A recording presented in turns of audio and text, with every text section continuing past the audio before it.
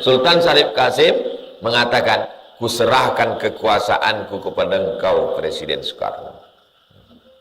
Adapun surat-surat semua kusimpan di dalam peti besi, udah kukunci dan kuncinya kucampakkan ke Sungai Siak. Sampai sekarang tak terbuka. Dibawa pakar kunci dari Jerman untuk membuka kunci yang di bawah tangga itu. Datanglah jamaah ke rumah, memegang kunci lemari itu. Panjangnya segini, terbuat dari emas. Diletakkan jin di atas meja rumah. Pertama datang emas itu segini besar. Ini gambarnya Pak Ustaz. 2 hari tak ku pegang, hilang. Dah itu besok datang lagi keris emas. Ini gambarnya Pak Ustaz. 2 hari tak ku pegang, hilang. Habis itu datang lagi kunci. Dia bilang kunci lemari yang ada di Siak. Kalau buka isinya petak emas semua. Tak kau ambil? Enggak. Kenapa tak kau ambil? Aku takut makan haram dan rusak akidahku Pak Ustaz. Lama saya terduduk lemas. Allah sedang menegur saya. Kau penceramah Abdul Somad, kau Profesor Dr. Abdul Somad. Kalau kau ku kasih ini belum tentu tak kau ambil. Ini tak profesor, hanya orang biasa, masih muda, tapi imannya lebih kuat dari kau Abdul Somad. Di antara begitu banyaknya sunnah Nabi Muhammad SAW, ada sunnah fisik, ada sunnah sifat, ada sunnah akhlak, ada sunnah ibadah. Berapa sebetulnya sunnah itu? Ma udhifa ila Nabi sallallahu alaihi wasallam min qaulin au fi'lin au taqririn au sifati khalqiyatin wa khuluqiyatin. 5. Qaulin, cakap. Fi'lin, perbuatan. Takririn, ketetapan. Khalqiyatin, fisik. Khuluqiyatin, kebiasaan, perbuatan, pembawaan, tabiat. 5. Itu sunnah. Prioritasnya mana yang kami lakukan dulu? Sunnah ini terbagi hukumnya kepada pertama wajib, yang kedua sunnah. Jadi yang mana kita laksanakan? Wajib. Sholat subuh berjamaah sunnah, hukumnya wajib. Bingung saya Pak Ustaz, sunnah kok wajib? Tapi sunnah itu dilaksanakan berpahala, ditinggalkan nggak apa-apa, itu sunnah. Itu sunnah menurut ulama fikih. Ini yang sedang kita kaji, sunnah menurut ulama hadis. Sunnah menurut ulama hadis 5. Ucapan, perbuatan, ketetapan, fisik, kebiasaan. Sunnah menurut ulama fikih dilaksanakan berpahala, ditinggalkan tak apa-apa. Itu berpikir. Sunnah menurut ulama usul fikih, dalil-dalil dari Nabi yang bisa dijadikan sebagai hujah untuk hukum. Jadi kalau gitu sunnah itu berapa? 3. Sunnah menurut ahli hadis, sunnah menurut ahli fikih, sunnah menurut ahli usul fikih. Di antara 3 ini mana yang paling lengkap, paling umum?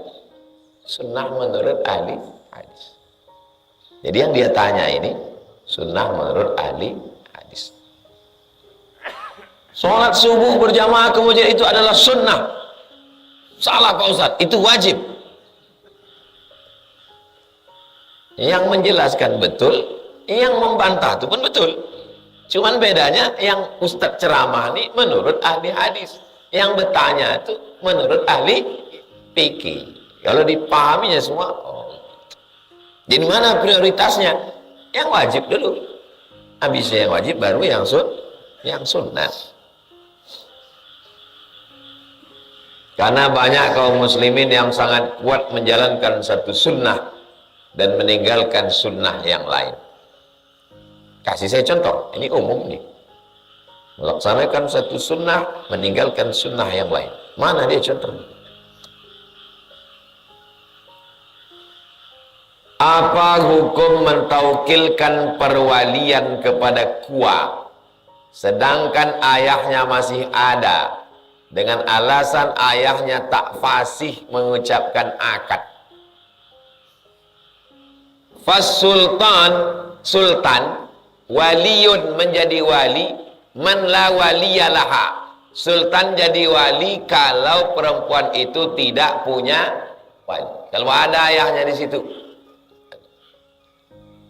Wahai ayah-ayah, jadi wali kalian.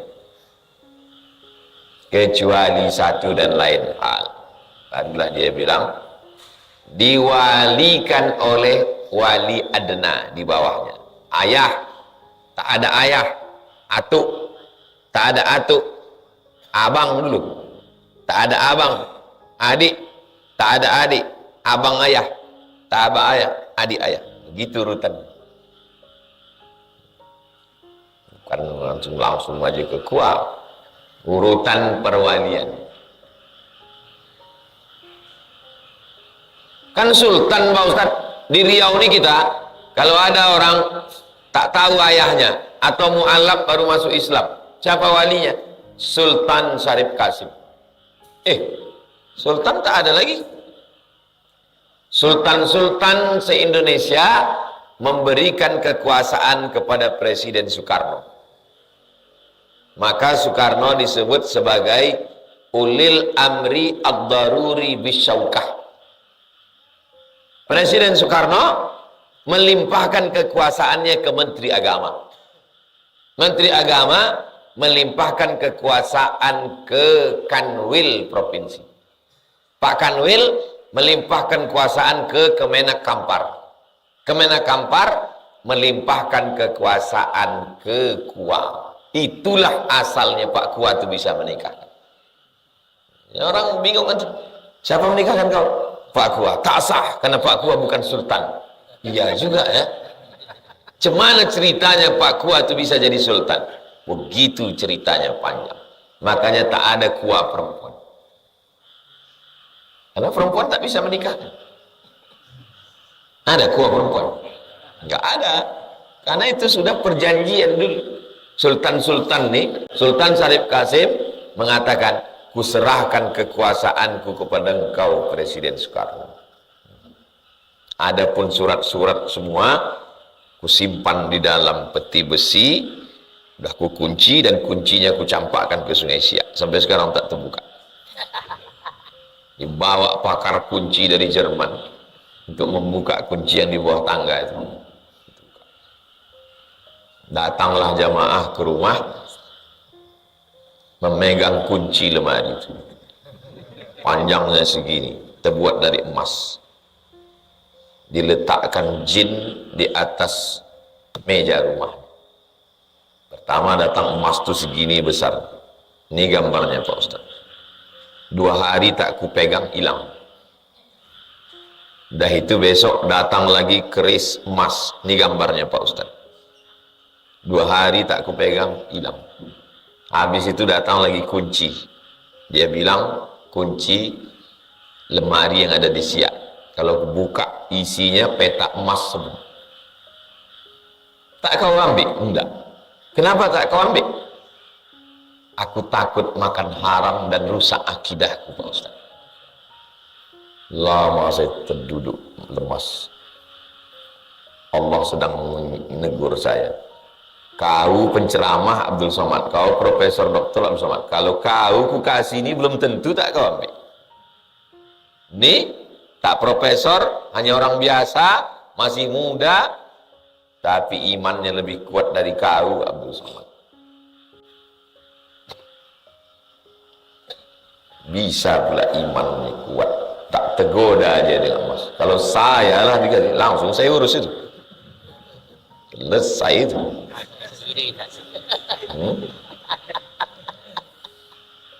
Banyak jumpa saya manusia aneh-aneh, dijumpakan Allah Ta'ala untuk menegur saya. Bagaimana kalau suami tidak sholat dan mengkonsumsi narkoba, sedangkan dia sudah berjanji untuk berhenti, tapi tanpa sepengetahuan istri rupanya dia masih memakai narkoba. Sikapnya berubah drastis, suka begadang, main game online, istri dan anak dicuekin. Bagaimana cara menghadapinya? Pertama, laporkan dia ke Badan Narkotika Nasional. Ini nomor BNN 0813 11 44 2193 BNN. Bilang dari Ustadz Somad. Assalamualaikum Pak BNN Pusat, ini dapat saya nomor dari Ustadz Somad. Ya, teman saya nanti gitu. Tolong tangkap lagi saya Pak. Nah, sesudah dia disekolahkan di sana, orang pecandu narkoba tak bisa diceramah, tak bisa diruqyah. Dia mesti disekolahkan 3 bulan, 4 bulan, tengok dulu. Tak bisa dipanggil ustadz, diceramahi, dizikirkan, tak bisa. Dia mesti masuk sekolah. Kalau tetangga nanya, laki kau kemana? Sedang S2. Ada panggilan pejabat dari Jakarta atas rekom dari Ustadz Somad. Apalah payahnya yang ngomong gitu kan. Datang tamu, tengok lagi kau tak? Iya, kemarin asal atas usul dari UAS, suami saya itu alhamdulillah sudah dipanggil ke sana, sedang pelatihan. Bukan kita mau. Banyaklah yang sudah yang mencoba ini berhasil, alhamdulillah. Ustaz, anak saya ini Pak Ustaz tak tahu lah Pak Ustaz. Saya kasih nomor nih. Marah pertama kali saya kasih nomor nih. Marah dia sama saya. Enggak apa-apa. Pas jumpa sekali lagi, senyum. Alhamdulillah Pak Ustaz. Kenapa? Anak saya sudah ditangkap. Kenapa Pak Ustaz? Datang beberapa bulan sudah itu, saya tengok menggendong anak. Ini dia, iya Pak Ustaz. Sehat udah sekarang, udah baik sama istrinya, udah sayang sama anak. Narkoba itu yang dirusaknya. Wah. Yang membedakan kita sama binatang ini yang dirusaknya. Apa tak hancur? Istri-istri yang lakinya pecandu narkoba, kalian tak bisa aman sebelum dia ditangkap BNN. Jangan takut, jangan ragu, hubungi nomor tadi. Kerahasiaan terjaga, terpelihara. Sudah janji ke Ustadz Somad, insya Allah. Nanti setelah dia keluar, barulah bawa ke Rimba Panjang, jumpakan sama saya, baru bisa bercerita. Tak ada jalan lain. Kumpulkan semua wali, ayah, atuk, abang, adik, paman, abang ayah, adik ayah, nenek, mama. Tak bisa. Orang otaknya sakit. Tak bisa. Macam mana menasihati orang sakit? Orang sakit itu disembuhkan, diobati. Tuh solusi. Masukkan dulu. Setelah balik nanti dari Bandung, selesai acara wisuda, baru bawa ke Rimba Panjang. Bawa dia Rabu subuh, habis Rabu baru nasihati saya. Kalau sebelum itu tak bisa. Itu solusi. Saya kasih step pertama, nanti baru langkah kedua. Setan itu takutnya sama Allah. Setan itu takut sama Allah. Maka kita berlindung, a'udzu billah. Aku berlindung dengan Allah. Aku ini tak ada apa-apa. Aku berlindung sama Allah.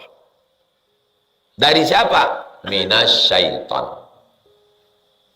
Aku berlindung dengan Allah dari setan.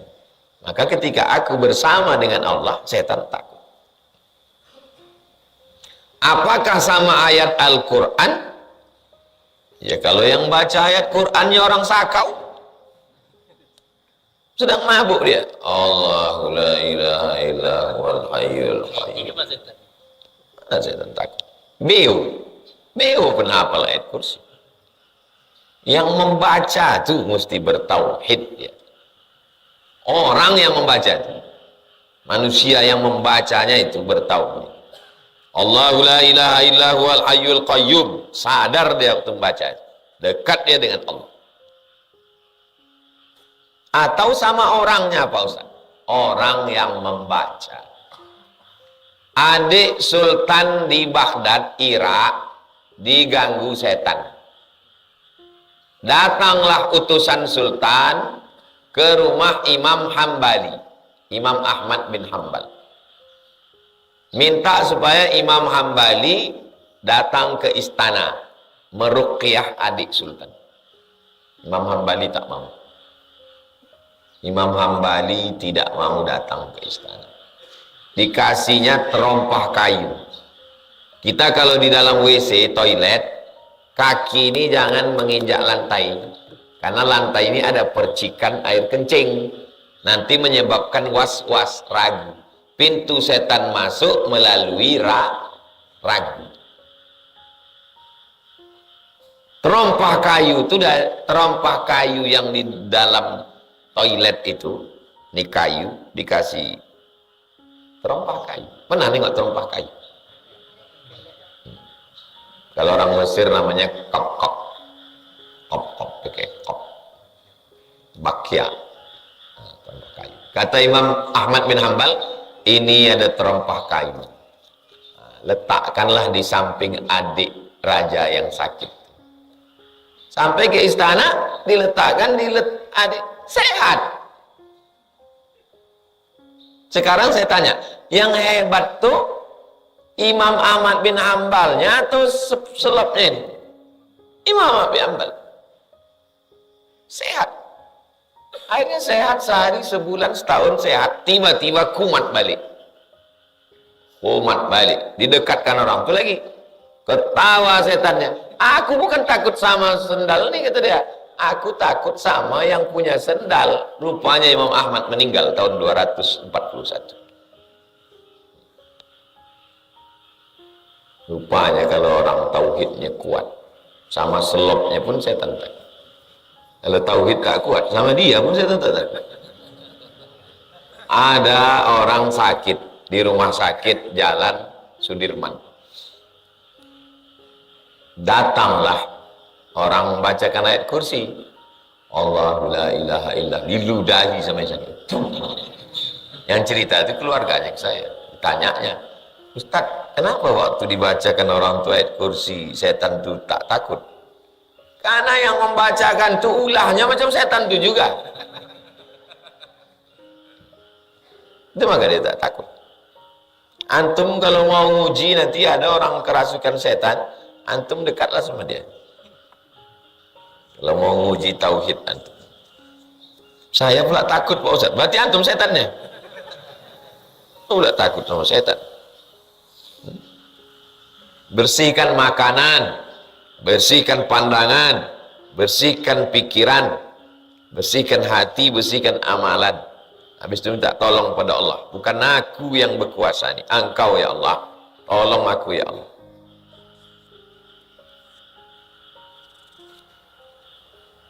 Orang dengan tauhid yang kuat membacakan ayat-ayat, membacakan zikir-zikir, maka takut setan. Inna ibadi, kata Allah, inna ibadi, hambaku, laisa laka alaihim sultan. Kau tak bisa menguasai mereka. Syaratnya yang pertama, ibadi, menjadi hamba Allah. Jangan jadi hamba harta, jangan jadi hamba kuasa, jangan jadi hamba dunia. Setan tak takut. Apa hukumnya kita makan menggunakan merek-merek tak baik. Contohnya sambal setan, keripik setan, kerupuk setan. Apa hukumnya? Kita disuruh menjauhi nama yang tak baik. Ada namanya Abdul Ka'bah, dirubah Nabi jadi Abdullah. Abdul Syams, hamba matahari, dirubah Nabi namanya jadi Abdurrahman. Semua nama kampung, nama orang dirubah Nabi. Nama yang tak baik. Sekarang orang membuat nama yang tak baik itu untuk apa? Sensasi. Bukan prestasi. Nama di otak-atik. Termasuklah rumah makan, nama makanan. Orang hanya penasaran. Akhirnya singgah, makan sekali. Wal awal wal akhir. Itu yang pertama dan terakhir. Karena dia tidak. Saya baru pulang dari Medan. Pak Haji ini 1 bulan jual bakso. 1 bulan sedekahnya 2 ton beras. Saya tanya, Pak Haji, udah berapa lama buka bakso nih? 40 tahun. 40 tahun. Habis sholat Jumat, jamaah datang. Dan pengajian di sini Pak Ustadz seminggu sekali. Habis sholat Jumat, orang datang. Pengajian seminggu sekali. Setiap bulan 2 ton, 3 ton lingkungan sekitar. 40 tahun sudah bertahan. Berapa banyak yang rumah makan setan ini hanya sebulan 2 bulan bertahan. Setan habis itu buka tempat baru, gitu lagi. Penipu. Bukan memperbaiki kualitas cita rasa, tapi menipu dengan sensasi. Buka rumah makan. Habis itu orang makan sekali, tutup, buka lagi. Buka lagi. Sampai begitulah dia terus menipu. Dan kita suka pula tertipu. Berapa banyak rumah makan di Pekanbaru ini? Namanya biasa aja. Tempatnya biasa aja. Tapi orang udah puluhan tahun. Tapi ada yang luar biasa tempatnya. Hanya sensasi. Dan orang sekarang memang suka sensasi. Daging panggang kambing nomor 2 di dunia. Ramai orang berdatang. Ini yang kejadiannya jamaah kita di Medan. Pergi dia ke Jakarta, tengok, pas dia bawa mobil tengok. Panggang kambing nomor 2 di dunia. Singgah dia makannya. Pas dicicip, biasa aja. Dan selesai makan panggilnya. Pak, Bapak bilang nomor 2 kok biasa aja. Iya Pak, karena yang enak itu nomor 1. Ini kan menipu. Orang kalau udah kena tipu sekali. Saya hafal saya tempat-tempat yang enak di Pekanbaru. Setiap saya ada tamu, ke situ saya bawa. Kita tak ingat mereknya, tapi kita ingat tempatnya. Jadi usahakanlah kalau buka rumah makan, yang diperbaiki itu kualitas. Kalau mau bertahanlah lama. Tapi kalau cuma mau nipu, gitulah. Buka di sini sambal setan. Nanti udah tutup, buka lagi tempat baru, sambal iblis. Buka lagi sambal laknat. Sampai matilah menipu terus. Menipu. Masyarakat itu memang suka ditipu dia. Gak sensasi. Cobalah pertahankan kualitas. Itu tentang masalah nama-nama. Antum kalau punya bakat kuliner, buatlah rumah makan, pertahankan cita rasanya. Insya Allah eksis, bertahan. Banyak saya sudah jumpa orang-orang yang soleh buka rumah makan, berhasil, sukses. Pesan Buya Hamka kepada bapak-bapak di Lampung. Pesan Buya waktu saya jumpa di Jakarta, Pak Ustadz, bukalah rumah makan. Karena orang yang lapar kenyang. Kenyang dia beribadah. Duitnya dapat, ibadahnya dapat. Dibuka bapak itulah rumah makan. Rumah makannya megah, mewah, banyak cabang. Dibuat Pak Haji itulah pesantren. Saya menandatangani. Ini semua hasil rumah makan nih Pak Ustaz. Tak ada dibuatnya gulai setan, rendang setan, sup setan, tak ada. Pakai baik-baik semua. Yang dipertahankannya kualitas. Hah? Bukan setannya itu dipertahankan. Orang sekarang ini banyak lebih pada sensasi. Mudah-mudahan kita dijauhkan Allah dari perbuatan-perbuatan setan. Ala hadhihi niyah al-Fatihah. A'udzubillahi minasyaitonir rajim. Bismillahirrahmanirrahim. Alhamdulillah rabbil alamin. Arrahmanir rahim. Maliki yaumiddin. Iyyaka na'budu wa iyyaka nasta'in. Ihdinas siratal mustaqim. Shiratal ladzina an'amta 'alaihim ghairil maghdubi 'alaihim waladdallin. Amin. Allahumma shalli 'ala sayyidina Muhammad wa 'ala ali sayyidina Muhammad. Allahumma hafazna min kulli su' wa syarr.